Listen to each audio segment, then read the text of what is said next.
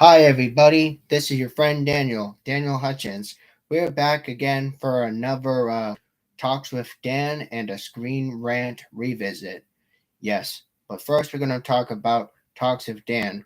For today's Talks with Dan, I'm going to be talking about why my warning against my YouTube channel makes me more like a rebel of the resistance.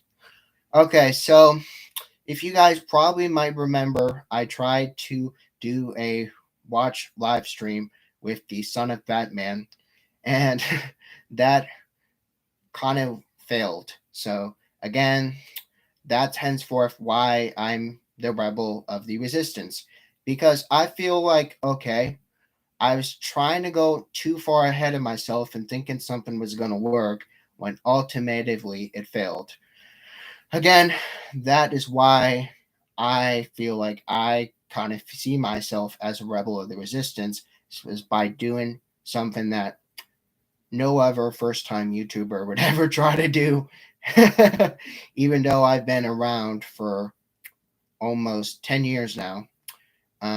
Almost 10 years. I mean, I joined YouTube on 2014. So, yeah, that tells you how far back I was around. I mean, primarily on my primary Google, which is Dan Hutchins 97 Gmail, hooked with my Google preferences and Google settings, and etc., etc., etc. But again, guys, enough about that. We are going to be talking also about our friend Screen Rant. Okay, so we're going back to our friend Screen Rant because there is some news I wanted to share to you, besides just doing an introduction and basically saying the talks of Dan of how I that warning against my YouTube channel makes me a rebel of the resistance. I'm going to be talking about the Batman again. Yes, the Matt Reeves Batman. Okay, so Matt Reeves Batman is very, very, very popular in the news right now. Yes, very popular in the news. The Batman's deleted scene has already teased how the Joker escaped Gotham.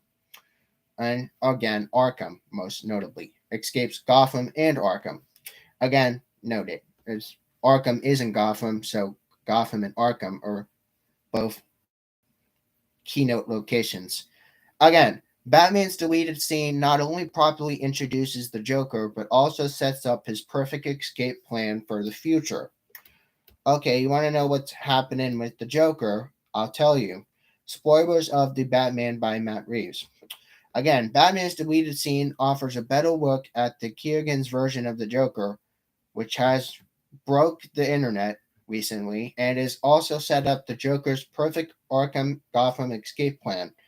Not only this, the Batman features four other major villains: Catwoman, which sorta is like an anti-hero, and then you also had Riddler and you also had Penguin. Now, Penguin, Colin Farrell, we talked about how he's going to have an HBO spinoff later this year or next year, perhaps, depending on where Warner Brothers goes.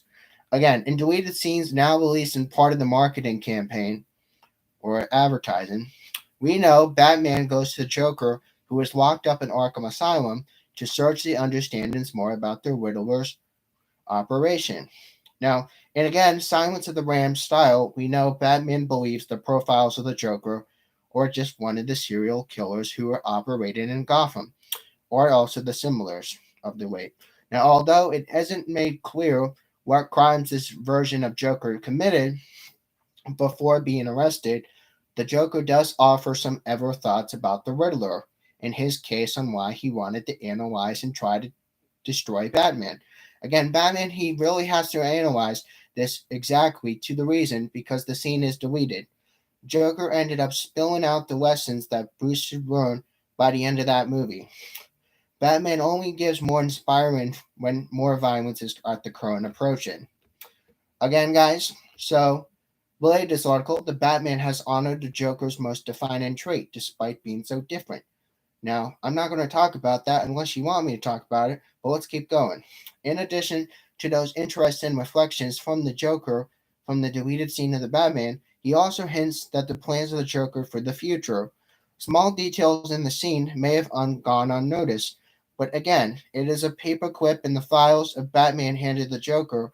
When the Joker returned his files, the paperclip was no longer there. brief small details that reveals given Joker his track record of breaking out of Arkham and many of other Batman stories and comics. Most notably because Joker always tries to escape with Arkham. Now Joker could use his paperclip to open a locker or even manufacture a weapon. Because people like to stab people with paper clips if you're in prison. You do anything you can to break your way out. Again, that could make Batman's mistake for not noticing the paperclip wasn't there, that the hero will always have to regret. It is a deleted scene, so again, it's difficult to say whether it's considered canon for DC Universe, or again, if the paperclip detail promotes, again, the planning of setting up with the Joker escape. Again, guys, so while plans for the Batman sequels by Matt Reeves or spin off shows, most notably that of the Gotham PD or the Colin Farrell Penguin, again, we've talked about them a little bit. Again, the Joker's already been cast, indicated the character has a more different role in the future in some way or another. Batman 2 will actually see an aftermath caused by floods of the Riddler, and adaptations of No Man's Land. Yes, No Man's Land. You remember reading No Man's Land? Then you are in the right corner, guys. Again, focusing on how Batman villains are able to take advantage of the chaos to achieve their many goals. In the moments in the mayhem, Joker sets up his escape from Arkham and return to his crime amidst from turbulent times in Gotham, making things even more difficult for the city and for Batman. Batman's deleted scene sets a better tone for this new version of the Joker and what he might be set up like. The paperclip detail also states the story sooner than later. It also says the villain and Batman also have conversations in Arkham before. Because you remember in Dark Knight, you remember they had that interrogation scene with the Joker, remember? That's not the only time that happened though, because in case of more problems, once you're out, it's an Arkham spin-off or a Batman 2. Again, those probably will both happen. Again, doing that, Warner Brothers is keeping faithful to hopefully their Batman. Now, again, trying to escape in some point, and Batman might have to give him everything that he needed. Okay. The Batman has pushed Joker's scars much further than the Dark Knight. Okay, this is different. So you want to know more about the scars on Joker's face and how they further are justified than the Dark Knight. Again, Heath Ledger, he played the last incarnation of the Joker back in Dark Knight Rises. Heath Ledger. Rest in peace. Rest in peace, man. Again, now we have a new Joker in the Batman from the deleted Joker scene from the Batman. Closer look at his scars and how far he's gone rather than Heath Ledger from the Dark Knight. Okay, you want to see the difference between the newer Joker and the last Joker, which again was Heath Ledger. He played his role so well. Legend says that Heath Ledger played his Joker so well that it killed him. He played Joker so well that it killed him. Again, spoilers for the Batman. Keegan's Joker scars in the Batman push things much further than that of Heath Ledger's Crown Prince of Crime and Dark Knight. The Batman's introduced new versions of the Joker, although largely kept in the shadows. Mr. J isn't just visible from the cell in Arkham next to Paul Dano, the Riddler. Again, deleted scenes also offered more insight on the Batman's Joker backstory, his scars, his persona, by showing him closer in detail. Also allows a clear comparison to the previous versions like Heath Ledger. Now again, Batman's deleted Joker scene saw Robert Pattinson's Dark Knight confront the Crown Prince of Crime in Arkham to gain more information about the reveals of Riddler had on the Batman, responsible for Joker being locked in Arkham. Letters also referred to the anniversary, although the Batman was right to cut the Joker scene, since it's a 5-minute segment that doesn't add a whole much time to the movie itself. Again, it's more noted to be set up for a return to the second Batman story. Again, probably going to be setting up Batman's No Man's Land or something. Again, you want to know more, I can tell you more. Now, regardless of whether Joker returns in the next Batman, is already clear from the deleted scene from Batman.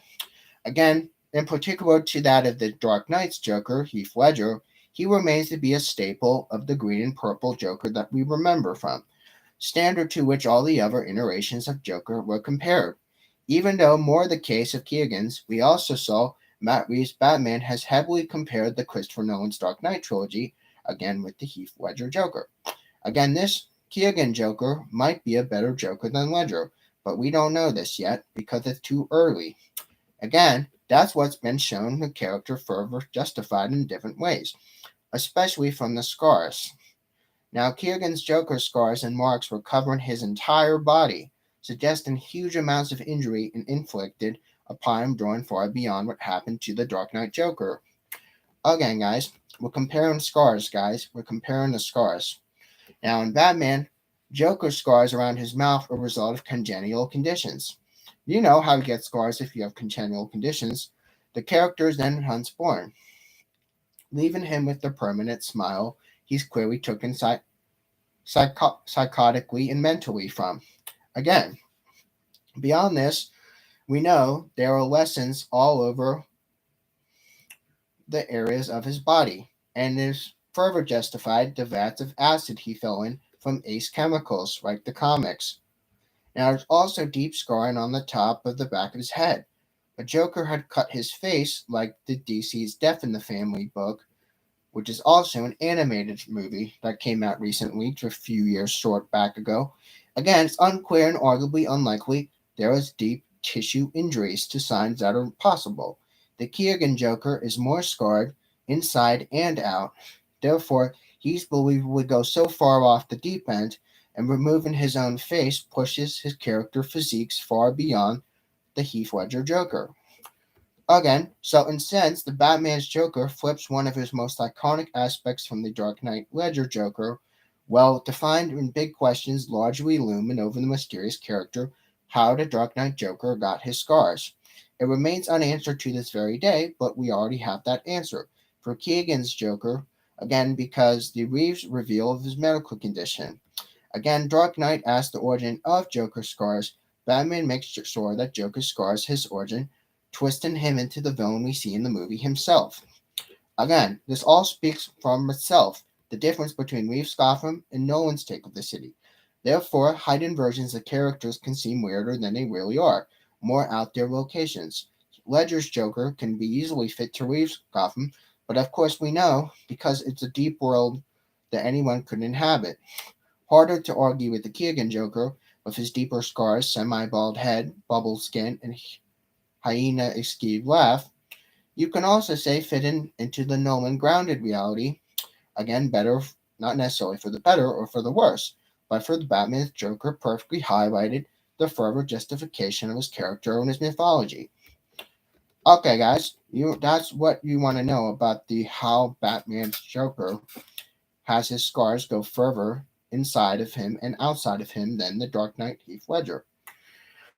Okay, so yes, we are going to keep going. Yes, we're going to keep going since we just talked about Batman and Joker. Again, we're going to keep this going. Yes, we're going to keep this going. You want to know more about the Flashpoint. You want to know more about the Flashpoint story? Okay, the Flashpoint story Beyond Trailers promises the darker timeline will change the DC universe. Trailers for the Flashpoint Beyond miniseries, which is spinning off right off the Flashpoint movie Flash movie in 2023 because it got pushed back again from post development 13 minutes ago. Okay, the grim timeline in DC Universe is the miniseries Flashpoint. This time it's Flashpoint Beyond. To mark this very occasion, DC Comics has unveiled trailers from the series by G.F. Johns, another company. Again, hype over Thomas Wayne's journey to the twisted worlds from Flashpoint. Again, Flashpoint being the most popular, grimmest stories of all time. The creator sets his stress on the new adventure isn't a one-off event.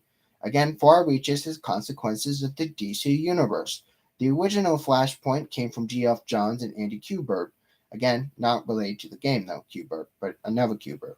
Exploring the universe dramatically different from the DC fans we know and love.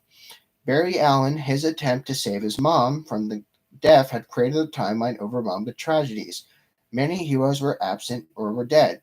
Flashpoint notably included the version of Batman which was actually Thomas Wayne, who became the hero instead of Bruce. Now, the fan favorite variant lived on Flashpoint even after the story in a follow up book.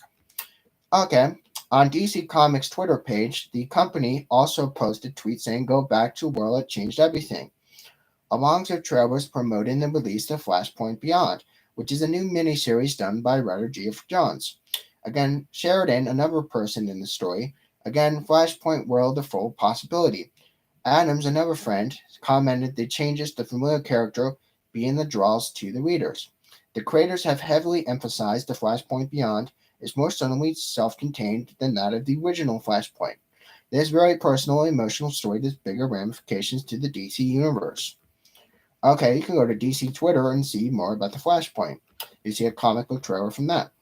Again, the sequel of Flashpoint is Flashpoint Beyond.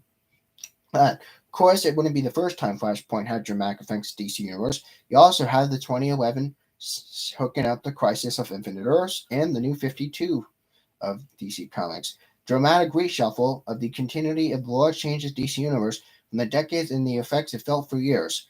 Noted the return of Flashpoint, the DC Universe preparing to undergo the next crisis level of Dark Crisis.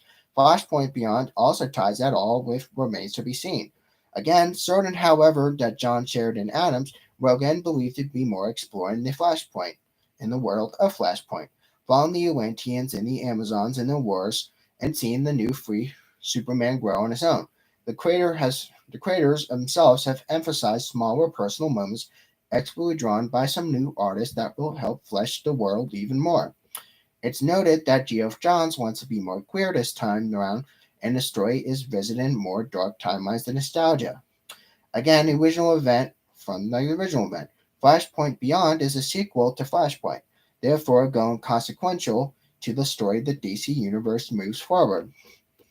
Okay, guys, that's a little bit of the new sequel series that's going to be spinning off of Flashpoint. Again, if you're really excited about the Flash movie or Flashpoint, let me know in the comment below, y'all. Let me know. It's really important I need to know what's going on in the universe, y'all. Alright, we're going to keep going. We're going to try to talk about one more good thing. Yes, one more good thing, y'all. Okay. Okay, you want to know more about Green Lantern. Yes, Green Lantern. In fact, I watched Green Lantern movies just the other day. Again, Green Lantern biggest weakness does not make any sense. Despite being able to manipulate the fundamental force of the universe, Green Lantern rings are completely defenseless against magic. This was 30 years ago. Since their inception, the Green Lantern has a number of strange weaknesses, ranging from the color yellow to wood, and a number of weaknesses even from that too, with the power to conjure anything you imagine. Again, you find it pressed to think Green Lanterns would really have other weaknesses, but clearly that is not the case because current Green Lantern series has pointed there's more weaknesses, again with Green Lantern rings, particularly ineffective at dealing with magic. And Green Lantern number 2, the Lantern Corps is being assaulted by extra dimensional terrorists and again primarily uses magic through artillery. Ensuing chaos, the Guardians of Oa are killed and magical dragons unleash the Corps headquarters. During the battles against this dragon, many lanterns noted that the dragon's hide is made of magic. The rings can't do anything to it whatsoever. Despite the best effort to defend it or destroy it, the constructs formed by lanterns and other cores of the Red Lanterns have no effect to the dragon. Again, in spite of perceived weaknesses, Guy Gardner, who is the egotistical asshole Green Lantern from the 90s, you probably remember, has appeared to put an end to the Beast Trail destruction. Though he is too quickly to construct things from the ring that won't work to the dragon, Guy Gardner has quickly conjured up a solution, using the ring's energy to trap this dragon between large chunks of rubble. Solution was confusing to too many reasons. First, it's that ring's construct can't affect dragon, and second, it's the way Green Lantern rings function when compared to magic. It's almost identically as the really why Little less logistically the ring construct would somehow have no effect to being made from magic. Are you fucking kidding me? Yes, I'm kidding, yo. Again, the big reason as the beginning the constructs of the lantern rings any different from something you already existed. It seems as though you might have fundamental differences between those, but for example, boulders formed by natural processes and boulders created by ring energy that were expended upon the construct-dependent materialization of willpower. It cannot stand the reason perhaps the construct's breaking the laws of conservation to matter. So matter cannot be created nor destroyed. Transformed, and again, however, is the only way to strengthen the second oversight to the weakness. Green Lantern constructs are indistinguishable from the magic, and therefore DC Universe, magic is materialization. Primordial forces to interact to bypass the fundamental building blocks of the universe. Green Lantern constructs fit that bill completely. With that further been said, it makes little or no sense that Green Lantern rings are unable to interact with magic in any capacity or form. The mechanics of constructs are similar to magic, but it would entirely understate the someone not familiar with the Green Lantern rings or the Green Lantern rule. Again, it makes six for such. Therefore, weaknesses of Green Lantern rings have made against magic seem completely unfounded and unreliable. Therefore, any other times, particular aspects of the Lantern Corps ever to be fleshed out again. Again, guys, let me know your thoughts about that. Let me know your thoughts about that. Again, this is the number 27-minute or type article discussion I want to do on the live stream. And again, you guys, have a wonderful, wonderful, wonderful, wonderful day. And I'll see y'all later in the next videos. Bye.